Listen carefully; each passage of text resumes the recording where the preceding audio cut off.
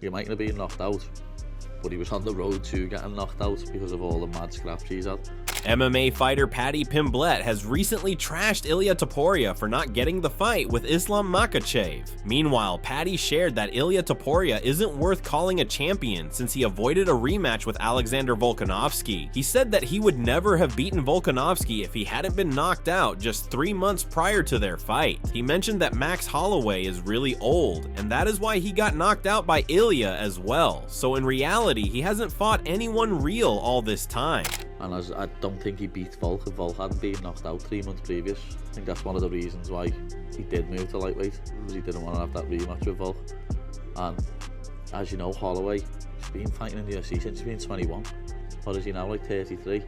Paddy once again trashed Ilia Topuria and supported Islam Makhachev for moving up to the welterweight division. He said that if he were Islam, then he would have fought Ilia Topuria, smashed him, and then fought Jack Della Maddalena 4 months later. He commented that Islam could have easily beaten Topuria without a sweat, and he should have been given the chance to become a double champion rather than vacating the belt. You just mentioned that Charles is getting that title shot now. Yeah. Obviously the title's become vacant since. I didn't think they'd make Islam vacate. He's got Did you 4. not? No, it's not like Ilia where Well, I think we've got such a situation at heavyweight that everybody's got so fed up with an interim and having an undisputed and this debate that's been going on for a long period But of time. if you make an Islam vacate, Jones needs to be stripped. Listen, I'm on that page. You know what I mean? If you make an Islam vacate after 4 defences, fighting people on short notice, you should let him try and be double champ. But if you've no intention of going back down to 155... Hasn't he got no intention of going back down? He's kind of alluded to that If I was Islam, I would have fought Topuria, beat Topuria, and then fought Jack Della, and like 4 months later. Furthermore, Paddy commented that he can see why Islam did not fight Topuria because he is just another featherweight coming after a title shot. He said that Makhachev had the capability to beat Renato Moicano on short notice, then beat Topuria and still have the strength to compete against Jack Della. On the other hand, Paddy argued that Charles Oliveira will lose to Ilia Topuria because he gets chinned fairly easily. Because Islam will probably want to headline the Abu Dhabi card.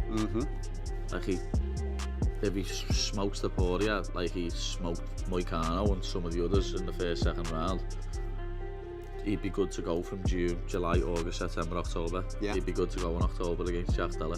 If I was Islam, I would have done that. So are you surprised that he didn't fight Topuria at International Fight Week? Yeah, but I can see where he's coming from. He's already beat he beat a featherweight twice, saying he doesn't want to beat another featherweight. But, you know, loads of people think Ilia beats Islam, which I don't. So it would have been nice to see Islam school him. Do you think Ilia beats Charles then? I think he might, to be honest. Charles is a bit chinny, isn't he? You know what I mean? He's had about 40 fights or something. Moreover, Paddy mentioned that Charles can be a dangerous fighter as well if the time is right, and he might get lucky with a good shot. He said that 10 pounds makes a huge difference in the force of punches, and so he may just knock out Topuria. Although Paddy thinks Charles is a good fighter, he doesn't think he stands a solid chance against Topuria, but his height would make a difference. He always gets punched. He always gets cracked. Yeah. So, He's reckless, but he's super exciting. Yeah, he is. And he's dangerous. Exciting. If he gets him down, I can see him winning, because that 10 pounds difference is a big difference. Yeah. 145 to 155, it's a big difference. People don't understand that because they don't watch the sport or they're not involved in the sport. But that 10 pounds makes a big difference. And especially like Charles is like my height, Ilia's like down here when I stand up, you know what I mean? So it's gonna make a big difference. Like, Ilia might get a bit of a fright at how big Charles is when he stands opposite him. Fighters do that with me, who fight at lightweight. You know what I mean? I'll never forget Bobby Green looking over at me and being like, "What? He's big, him."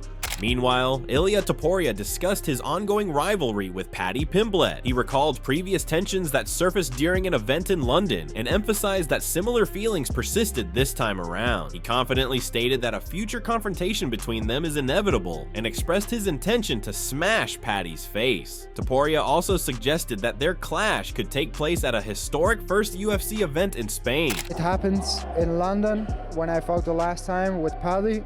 It happens this time.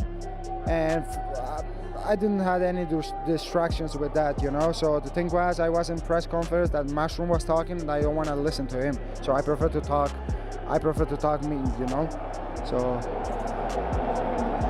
I know that I'm gonna face that one day, and I'm gonna smash his face.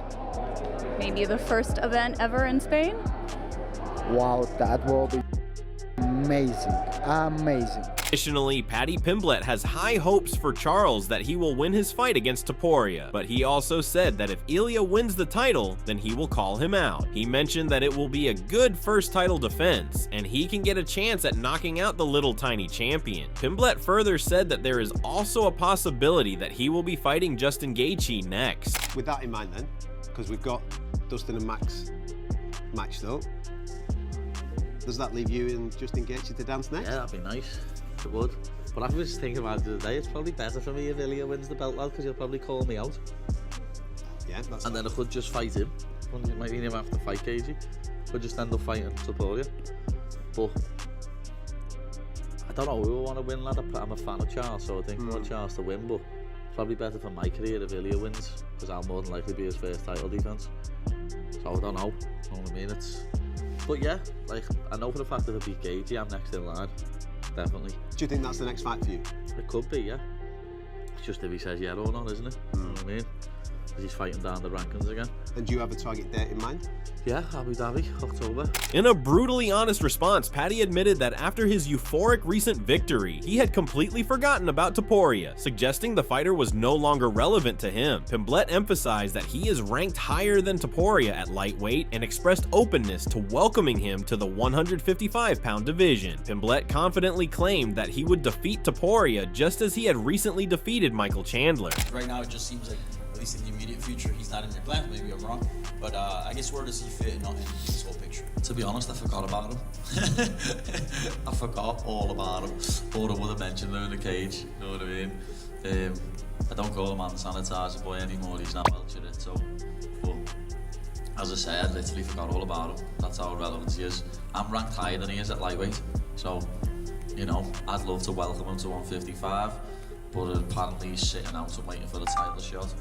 But, you know, that what I've just done to Chandler's after blueprint to beating him. He's even more of a midget than Chandler is. Like, I'll do the exact same thing to Ilia than what I've done to Chandler.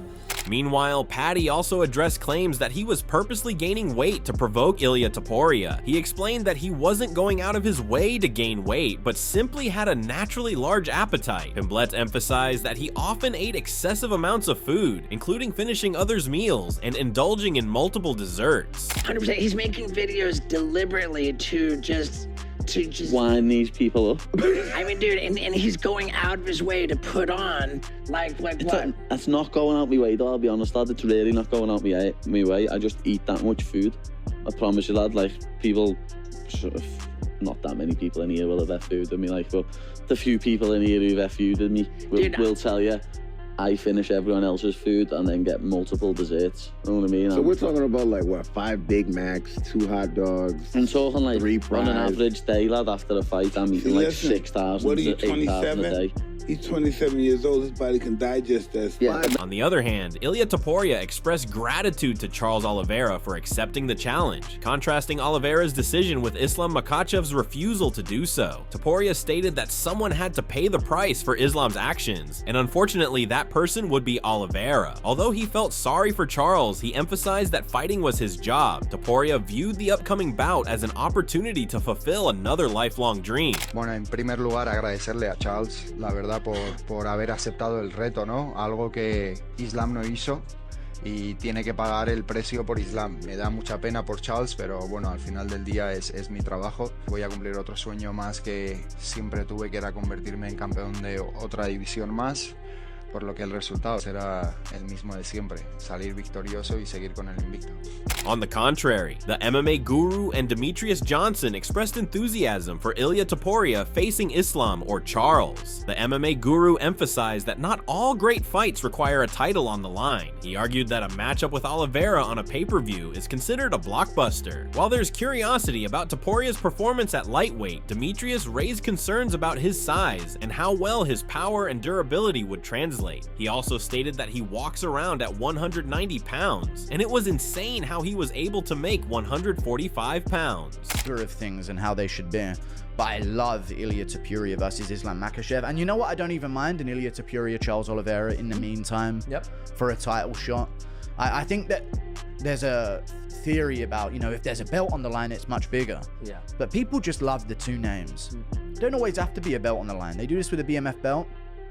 But if Ilia Topuria fights Charles Oliveira on a pay-per-view, that's a big deal. Oh, it's gonna be a banger fight. They don't need to wait for an interim belt. They don't need to wait for an undisputed. So yeah, I don't know how he's gonna do it lightweight though. Maybe you can speak on that. He's a smaller guy coming up. It's a smaller coming up. It'll be interesting because he is bigger from when I heard him on the Joe Rogan podcast. Like 191, I think he was walking around. It's massive. So for him to cut to 145, it just seems almost like, how did he do that? Moreover, Demetrius mentioned the competitive challenges awaiting Topuria at 155 pounds. He noted that fighting at a more natural weight could help his performance, but he'd have to contend with bigger, stronger opponents. He gave the idea of Conor McGregor dropping to 145 and how he looked like a skeleton, but the natural weight added more strength and skill to his fighting style. But now that he's going up to 155, I always like when athletes go up heavier to their natural weight, right? Like him kind of 145, that's not natural. He was able to do it. It's almost like Conor when he was kind of 145, he was looking at Skeletor, you know, knocking on death's door. Then he went to 55. I was like, okay, this feels good. He beat Eddie Alvarez, and then, you know, Conor, you know, went off and fought Floyd. Shit was history. But I think he's gonna look good at 155. I think he's gonna have to deal with, you know, people look good when they fight people who are there in the same size. I'll never forget Frankie Edgar, when he started fighting guys at 135, he was like, I'm not taking as much damage. I can actually take more damage. When he started fighting 55ers, he goes, you guys are like 170, 175. So it almost kind of evens the play. So would he still have that power at 155? Right? That's the thing we're going to have to find out. Additionally, the MMA guru believed Topuria now had no easy fights ahead and would need to maintain hunger and focus to keep winning. He said that Topuria might only have 2 or 3 fights left if he continues to lose. He also said that his fight with Charles would be his hardest fight to date and he would be gone if he lost that one. And this is why I think he may have messed up, but I think he's in a position where the next fight has to be bigger for him.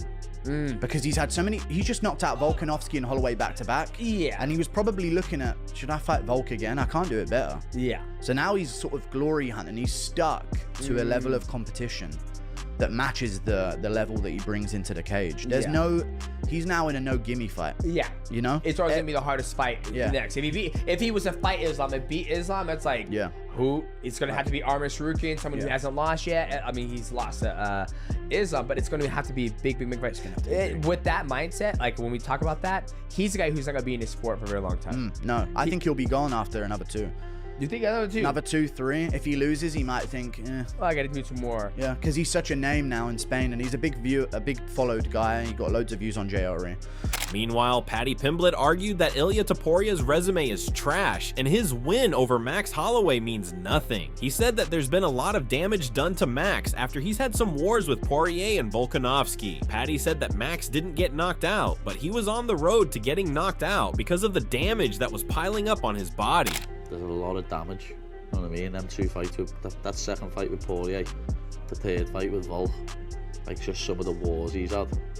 He's got a lot of damage. He might not have been knocked out, but he was on the road to getting knocked out because of all the mad scraps he's had.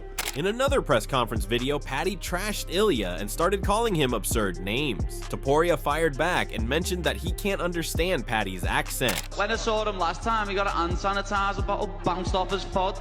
I don't understand you or anything. On the other hand, the MMA guru mentioned the same thing that Paddy mentioned and said that Ilia would have to absorb massive power from a 155-pound fighter like Charles because the jump from featherweight to lightweight is huge. He added that stylistically, the fight with Charles is very good because Oliveira uses good striking as well. With Ilia in the pocket, same with Oliveira, he's gonna walk in with his high and tight guard. High tight guard, Muay Thai style. They're massive. Compared to the featherweights. The lightweight to featherweight power dynamic jump is one of the biggest in a 10-pound range in the weight class. The bantamweight to featherweight, not so much. I get you know what I mean? Yes. Welterweight to middleweight, they both hit hard. 25 to 35. They're similar. But when it comes from, and we saw that with Figueiredo moving up, he had some success until recently. But power-wise, he had success. He still had power for the 35 division. But like you said, 35-pound division. But Corey Sandhagen, when we had him on, he walks around like 170. Yeah, when he's big. Out of shape, right? They're all big. So when you 125er, The biggest I've ever got is like 141, 142. Moving on, Islam Makhachev's coach, Javier Mendez, weighed in on the fight between Charles Oliveira and Ilia Topuria. He expressed confidence in Topuria, citing his toughness and knockout power as key advantages. Mendez stated that if he had $100,000 to wager, he would bet on Topuria, though he personally hopes Oliveira emerges victorious. I don't know, but I would if someone gave me $100 grand but if you're asking me who I would want to win, I'll put Charles. I'll put my money on Charles. Yeah, that's who you'd want. Yeah, so that's who I'd want. Yeah. But if you'd give me 100 to make 100, you know, if it's that type of even, like you get 100, you can make 100. I would put Ilia. Yeah. He feels he cannot be beaten. Yeah, he really does. I mean, Josh, you know as well as anybody, like the confidence that's a big one. If one fighter is very, very confident and they can back it up, I mean, that's a dangerous dude. Meanwhile, MMA fighter Kamaru Usman talked about Charles's chances against Ilia and said that Topuria has a very unique style where he mixes up his attacks and will prove to fare well against Oliveira. Usman said that if Ilia can go in there and finish the job against Charles, then he will be regarded as a top fighter in the lightweight division because Oliveira mostly has all the records in that division. He doesn't hurt you, he will get you out of there. That mixes up the attack, goes to the body, goes to the head. Yeah, I think Ilia is the favorite in that fight. Taking nothing away from Charles Oliveira. Charles is very, very dangerous and Charles is very, very good. But I think Ilia is a favorite in that fight, and I think 100% he goes out there and he gets through Charles Oliveira. 100%, he's next for that. But Khabib is also right. He fought Volkanovski twice because really there wasn't a clear-cut guy to go in there and fight him. And so people do give him shit for that. Oh, you fought the same guy twice, blah, blah, blah. So, hey, if Ilia is able to go in there and get past Charles Oliveira, I mean, Charles is has mostly almost all the records in that division. In a conversation with Tim Welch, Javier Mendez also discussed Makhachev's potential future bout against Ilia Topuria. He suggested that after Makhachev secures a victory over Jack Della Maddalena, facing Topuria would be a strategic move. Mendez praised Topuria's skills, particularly his boxing, and noted that if Makhachev were to fight him, he would prepare in the same manner as he did for Alexander Volkanovski. If Ilia versus Islam goes down, how do you see that one playing out? That one is, again, that's a super, super tough fight, you know, just because Ilia, you know, he's coming as a featherweight and fighting Islam. You know, for me, you know, it doesn't really benefit Islam to fight him, but if that's what the UFC is going to do, that's what they're going to do. But he's so tough, so tough. I mean, he's doing all the right things. What he's saying, how he's saying it, you know. I see him as a tough challenge. He's to me like a Volkanovski type, you know, super tough. So you have to prepare for him. And the thing that's different about him is he has really good boxing. He has really good boxing. I've said it. In a previous conversation with Joe Rogan, Ilia Topuria voiced a strong interest in facing Islam Makhachev at 155 pounds. He firmly stated that he was only aiming for a title shot, not a contender match. Topuria made it clear he wouldn't settle for being left out and insisted on fighting Islam directly, but it seems like Ilia is gearing up for his fight against Oliveira instead of Islam, and his hopes of fighting the lightweight champion are over now that Islam has vacated the belt. There's a lot of good fights for you at 155 pounds. Do you have a timeline of when you would like to fight at 155? I would like to fight with Islam, that's for sure. I would like to fight him. But if they don't give you that fight, if they give you like a #1 contender fight, when would you like to fight next? I wouldn't fight for a #1 contender really? Fight. No. You only want to fight for the title? Yeah, of course. Really? Okay. Of course. Yeah, I understand. That makes sense to me. Look, also, it's the most marketable fight. Everybody else is lost to him, right? I don't care if Islam decides that he doesn't want to fight me. I don't care. I said, till you're gonna have to fight me. Okay. You say that you are the world champion. You're gonna keep dominating the division, all that. I'm here. You can't keep avoiding me all the time. On the other hand, Islam's manager Ali Abdelaziz was not very pleased that Charles Oliveira was chosen to fight Ilia Topuria for the lightweight title. Ali made it clear in an interview with ESPN MMA, where he claims that Oliveira is not the toughest fight that the UFC could put on the Matador. He added, "I don't think Oliveira is the toughest fight for him. I think he gets through it easily." Do you think Ilia can win against Charles Oliveira? Will Islam fight Topuria after Jack Della Maddalena? We would love to hear your thoughts. Let us know in the comments section below and subscribe for more content like this.